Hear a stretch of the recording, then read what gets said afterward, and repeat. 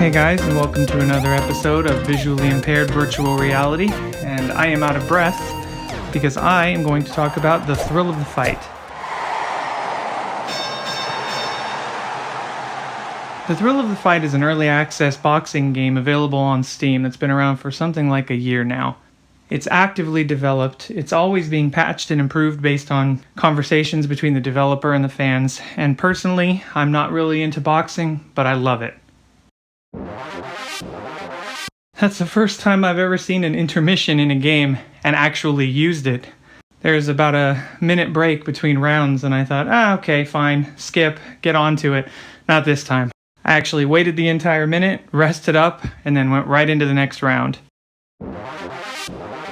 So a lot of things have changed fairly recently, and being that it's an early access and the developer is as active as he is, things may change again, but at the moment, I feel like this is a great game for VI players. You're actually encouraged to get in close to your opponent and be active. You don't have to be far away.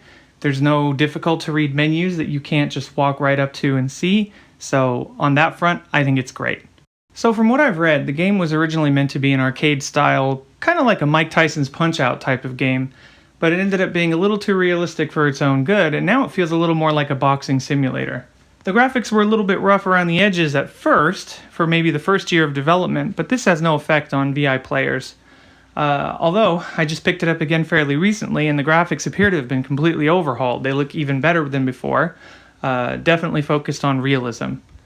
Now there's a variety of different game modes that you can play. One is basically you go up to the bulletin board and you pick which boxer you'd like to play against. When you beat him, you unlock another boxer. But there was also a fun Halloween mode where you fight kind of a headless horseman, jack-o'-lantern head having boxer guy, and a zombie type person. It's basically just like the rest of the boxing game, except with fun little variations on the rules, but definitely fun, definitely good for a warm-up.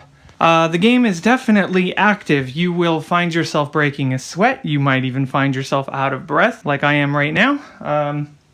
But it's also really cool in that it gives us a chance to really get in there. It's one of the few games where we are encouraged to get up close to our opponent and actually act. I also find it, as ridiculous as it may sound, I'm not going to go outside and start fights or anything, but it kind of built my confidence a little bit, and maybe it will for you too.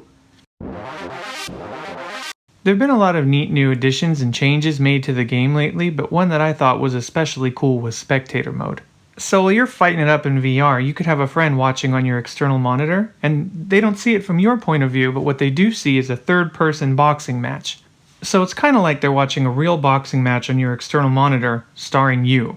And I thought that was pretty cool. Now, I was kind of hoping to do this review right after winning a match and coming in here on the high of victory, but actually, I kind of got my butt kicked. And the fact of the matter is, before whatever major rebalance took place in the past couple months, I found that the skill level was right on par with me. I was able to usually beat the first few guys with a little bit of challenge.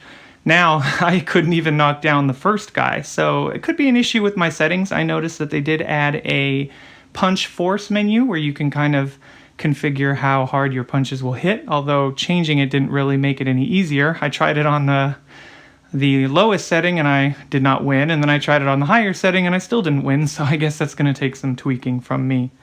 But I overall recommend this game 100%. It's actively developed, the quality is good, the dev listens to his fans. It's definitely worth a look. It was very cheap when I bought it. I believe it's still under $20 now, and you'll definitely get some good gameplay experience out of it, and even some exercise. So definitely give it a try. Like I said before, there were no issues for VI players that I noticed. I mean, obviously, I can't speak for every visually impaired player in the world, but in my case, I did not notice any issues. There were menus, yes, but you can walk up to those menus, and you select the pictures of the boxers by picking them off of a bulletin board, which you can also walk right up to and get as close as you need. So definitely give it a shot. You have just finished another episode of VIVR, Visually Impaired Virtual Reality. Feel free to email us at VIVR@ddbluezero.com or find us on Facebook at VIVR.